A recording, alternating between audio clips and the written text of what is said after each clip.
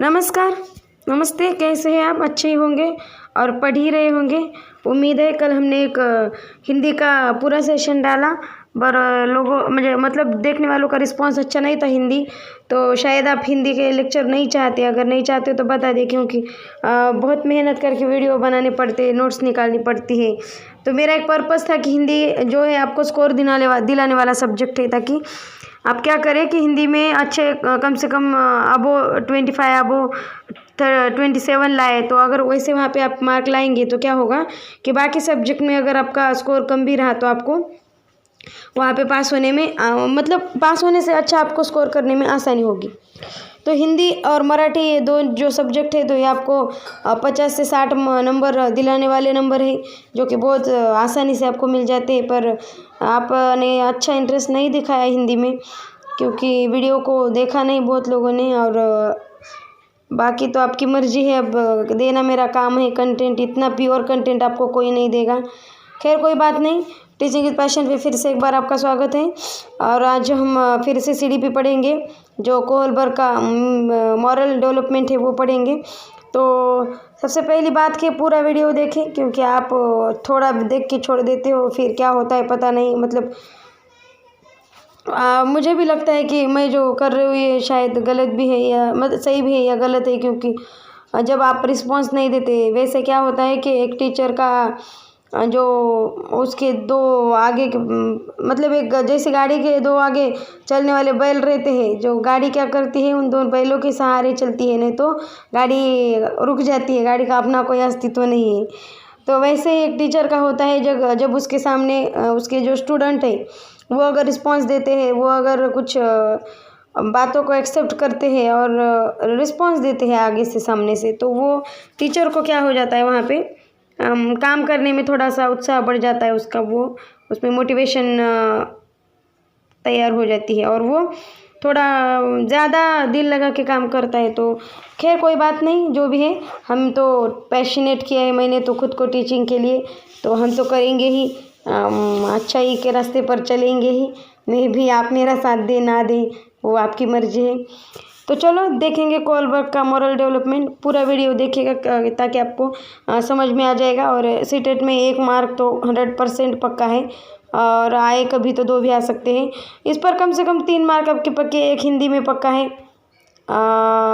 दूसरा आपका एक मराठी में भी, जिनका मराठी है उसमें एक उनका मार्क पक्का है, और एक आपका साइकोलॉजी में मतलब सीडीपी में तो आपका 1 नंबर पक्का ही पक्का है। तो आपको 3 नंबर के लिए ये कोहलबर्ग का मॉरल डेवलपमेंट है वो पढ़ना बहुत ज़रूरी है।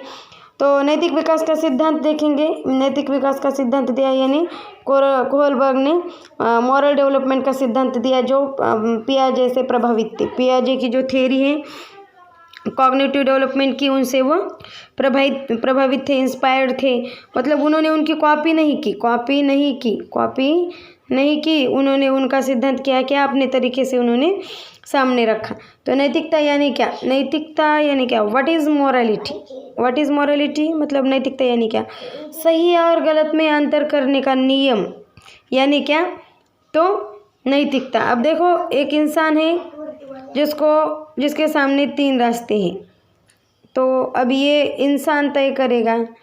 अब ये इंसान है, तो ये इंसान को बहुत मुश्किल होती है कि इस रास्ते जाए या इस रास्ते जाए। तो ये जो रास्ता चुनने की ये जो प्रक्रिया है, इसको क्या करेंगे? नैतिकता कहेंगे। तो इसके लिए उन्होंने एक डिलेमा दिया। किसने?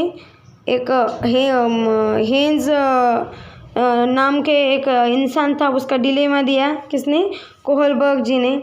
तो कौन सा रास्ता चुने? 3 रास्ते हैं, एक ही शुरुआत से निकलते हैं, पर कौन सा रास्ता पकड़े?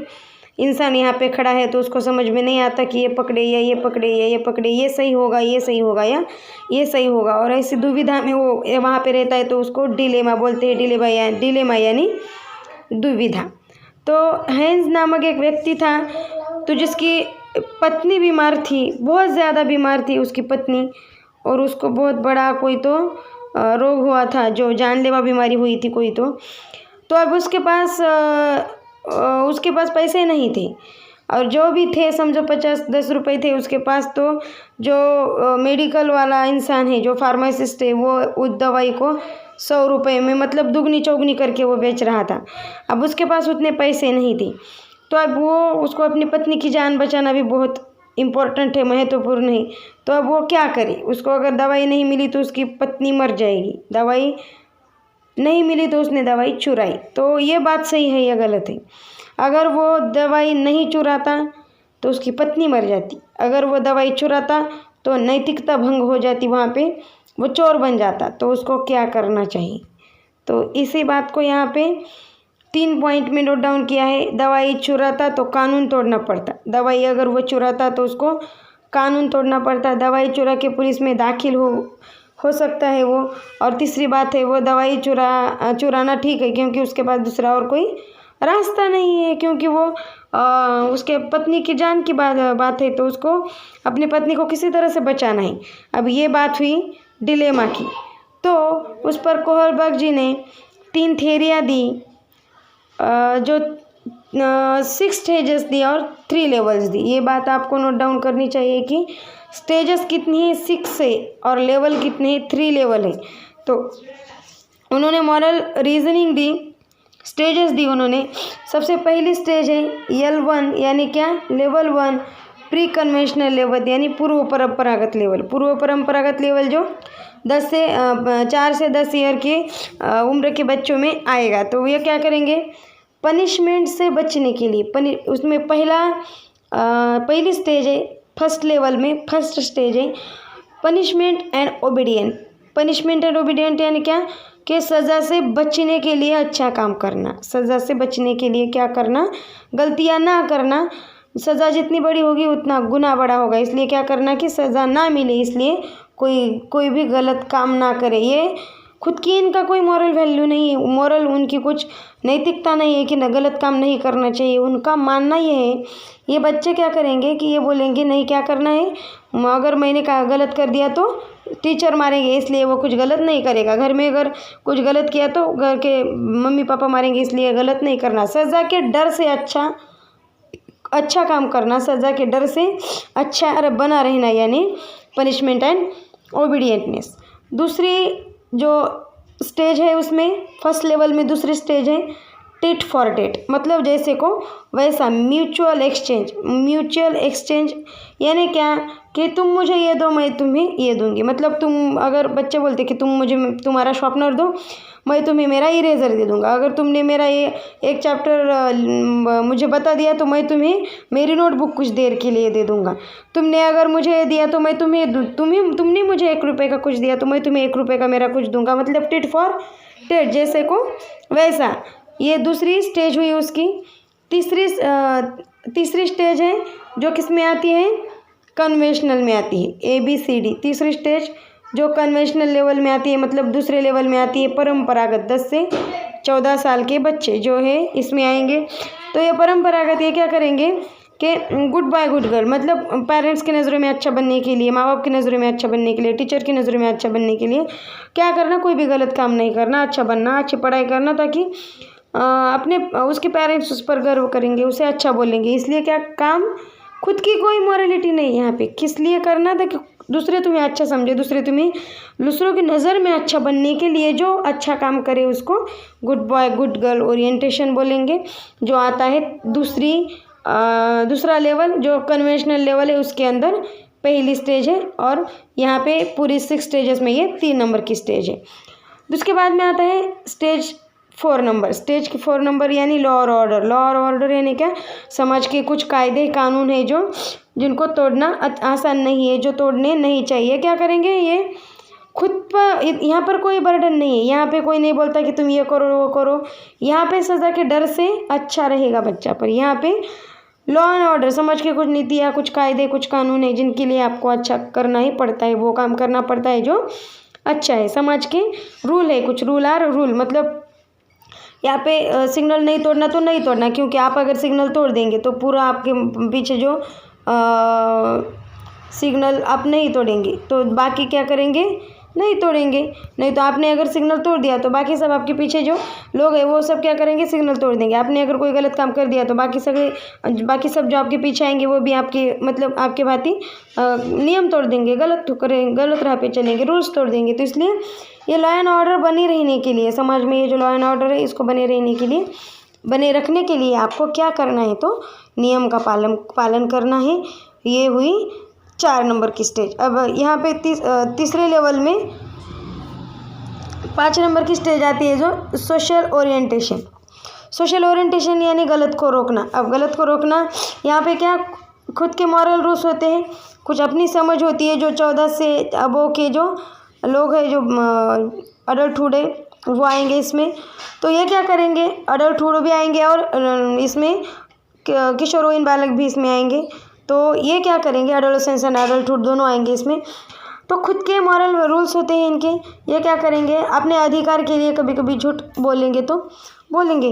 अब यहाँ पे क्या होगा कि चलो एक समझो एम्बुलेंस है, एम्बुलेंस क्या करेगी कि सिग्नल नहीं तोड़ेंगे एम्बुलेंस, ऐसे सिग्नल नहीं तोड़ेगी। पर अगर एम्बुलेंस में कोई बैठा है जो मतलब कि कोई पेशेंट है, एम्बुलेंस जो कैरी करके ले जा रही, तो उसके अगर जान की सवाल है, उसकी जान का सवाल है अंदर बैठे इंसान के, तो क्या करेगी फिर एम्बुलेंस, वो रेड सिग्नल तोड़ देगी और आगे चली जाएगी। तो कुछ अच्छा करने के लिए अगर झूठ बोला जाए तो वो अच्छा झूठ है, वो झूठ नहीं है। वैसे ही वहाँ पे हेंज ने अगर दवाई चुराई है, उसने चुराना यानी उसने चोरी की, समझो हेंज ने क्या की, चोरी की। तो उसकी चोरी है क्या, नहीं है, क्योंकि क्या है, उसने अपनी पत्नी की जान बचाने के लिए चोरी की है। तो यहाँ पे ये जो स्टेज है ये लागू होती है वहाँ पे। अब 5वीं जो स्टेज है वो है, 5 नंबर की जो स्टेज है वो है universal ethical principle. Universal ethical principles यानी क्या, सबके लिए खड़ा होना, सबके लिए अपनी जान की बाजी लगाना, अन्याय के खिलाफ आवाज़ उठाना। जैसे हमारे जो सोशल वर्कर्स थे, जो हमारे इंडिपेंडेंट के लिए हमारे लड़ने वाले सैनिक थे, जिन्होंने अपनी जान की बाजी लगा दी। उसमें फुले गांधी जी, आम्बेडकर, जो मदर टेरेसा, जो बहुत सारे समाज सेवक भी आएंगे इसमें, जिन्होंने क्या किया, अपनी खुद की जान की बाजी लगा दी। उन्होंने क्या किया, जनता के लिए खड़े हुए, उसके लिए उन्होंने अपनी जान की बाजी लगा दी। ये यूनिवर्सल इथिकल लेवल हासिल करना हर किसी के बात की मतलब हर किसी के बस की बात नहीं होती। यहाँ पे इंसान गलत नहीं करेगा, और गलत करेगा तो मतलब अच्छाई के लिए कुछ अगर गलत होता है तो ठीक है, वो वहाँ पे खुद के एक सिंगल लेवल पे करेगा। पर यहाँ पे जो क्या है, तो यहाँ पे पूरा जो एक झुंड है, ये जो पूरा कस्बा है, कस्बे के लिए खड़ा होना, मतलब एक ग्रुप के लिए खड़ा होना, एक शहर के लिए खड़ा होना, एक समाज के लिए खड़ा होना, ये इसमें आएगा। जिसके लिए क्या करना पड़ता है, बहुत ऊपर उठना पड़ता है और सबके लिए अपना सब कुछ छोड़ के वहाँ पे काम करना पड़ता है, तब जाके ये लेवल आपको हासिल होता है। तो ये यूनिवर्सल इथिकल लेवल है जो हर किसी के बस की बात नहीं है। उसके आगे अब देखो, किसी भी बात में अच्छाई है तो बुराइयाँ भी होगी, तो क्रिटिसिज्म है, आलोचनाएँ भी है। कोलबर्ग की थ्योरी की कुछ कमियां हैं, आलोचनाएँ हैं उनमें। उन्होंने जेंडर बायस, ये थ्योरी जेंडर बायस है क्योंकि यहाँ पे उन्होंने खाली जेंट्स का इस्तेमाल किया, लेडीज़ का नहीं किया। तो लेडीज़ अलग सोच सकती है। कल्चर बायस है, संस्कृति में अलग अलग हो सकता है। अब इंडिया के लोग अलग सोचेंगे तो अमेरिका के लोग अलग सोच सकते हैं ना। इंडिया और अमेरिका के लोगों की सोच मिलती जुलती हो ज़रूरी नहीं, तो हर कल्चर में, हर संस्कृति में और हर देश में ये लागू होगा ज़रूरी नहीं। पुरुषों को ही शामिल किया, लेडीज़ को, जेंट्स को शामिल नहीं किया। जो सैंपल दिए इन्होंने, तो उनमें उन्होंने जो महिलाएं हैं उनको शामिल नहीं किया, खाली पुरुषों को शामिल करके उन्होंने अपनी जो थ्योरी है तो उन्होंने पुरुषों पर स्टडी करके ही दी है। तो इसलिए इस थ्योरी को इतना माना नहीं गया। इसकी कुछ आलोचनाएं, कमियां हैं, पर मॉरल डेवलपमेंट का जो कंसेप्ट है उनकी, तो उसको बहुत ज़्यादा इम्पोर्टेंट है। तो रिवाइज करेंगे। कोलबर्ग देखा हमने, जो प्रभावित थे, किससे, पियाजे से प्रभावित थे। बहुत इंपॉर्टेंट बात, पियाजे का जो क्या मॉरल डेवलपमेंट पियाजो का जो कॉग्निटिव डेवलपमेंट है उससे इनका मॉरल डेवलपमेंट प्रभावित था। What is morality? मॉरलिटी यानी क्या? उन्होंने डिलेमा दिया, मॉरल डिलेमा दिया उन्होंने, दुविधा दी। और हेंस डिलेमा दिया उन्होंने, एक हेंस नामक व्यक्ति जिसकी पत्नी बीमार, बचाने के लिए या तो चोरी करे या तो मेडिकल वाले से झगड़ा करे या तो फिर पत्नी को मरने दे। उसके सामने ये 3 रास्ते थे, जो कोई भी एक उसको चुनना था तो वो क्या करता थे उस पर उन्होंने फिर थेरिया दी, कुछ ये 6 स्टेजेस दिया और 3 लेवल दे। 6 स्टेजेस में जो पहली स्टेज है, 6 स्टेजेस में पहली स्टेज है कौन सी? Punishment and obedience. यहाँ पे उन्होंने एक स्टेज दी जिसका नाम है पनिशमेंट एंड ओबीडियंस। दूसरी दी जो टिट फॉर टेट, यहाँ पे क्या है? सज़ा से बचने के लिए बच्चा अच्छा करेगा, एक पहली स्टेज में। दूसरी स्टेज में टिट फॉर टेट, जैसे को वैसा करेगा। तुमने मुझे एक थप्पड़ मारो तो मैं तुम्हें एक मार दूंगा, तुमने मुझे तुम्हारा पेन दिया तो मैं तुम्हें तुम्हारा पेन दे दूंगा। ये लेवल हुआ। वहाँ पे तीसरी स्टेज आती है जो सेकंड लेवल में आती है। सेकंड लेवल जो परंपरागत है, जो 10 से 14 साल के बच्चों में आएगा, 13 साल 14 साल तक के। और यहाँ पे क्या होगा? तो तुम्हारे पेरेंट्स तुम पर गर्व करेंगे क्योंकि तुम अच्छा करो तो समाज तुम्हें अच्छा कोई तुम्हें अच्छा कहे, इसलिए यहाँ पे अच्छा बनने के लिए good boy good girl orientation है। और ये 4 नंबर की जो स्टेज है ये लॉ एंड ऑर्डर। तो यहाँ पे लॉ एंड ऑर्डर यानी क्या? तो कायदा है, जो कायदा है, कानून है, जो नियम है समाज के, उन्हें बनाए रखने के लिए अच्छा रहना।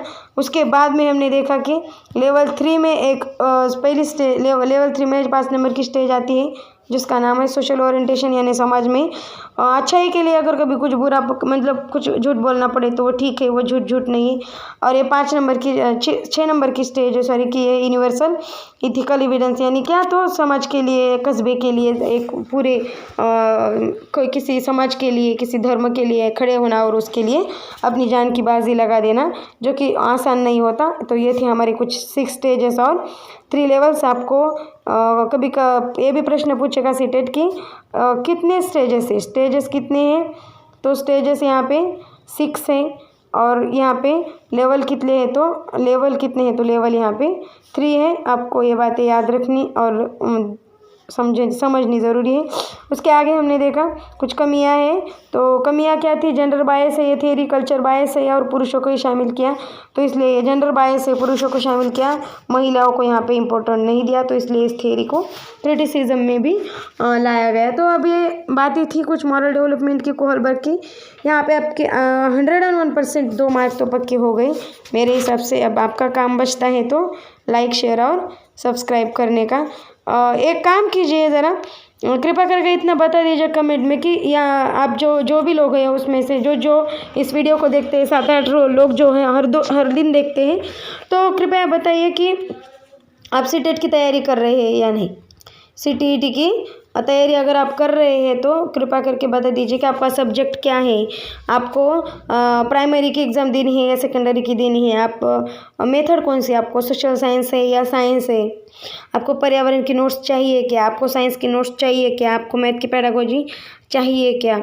और उसके साथ आपको ये बताना भी ज़रूरी है कि आपको अगर पढ़ना है, देखो अब ये भी मैं बहुत बड़ा फेवर कर रही हूँ, पर मैंने खुद को टीचिंग के लिए पैशनेट किया है, तो मुझे लगता है कि मुझे आता है तो मुझे आपके साथ शेयर करना चाहिए।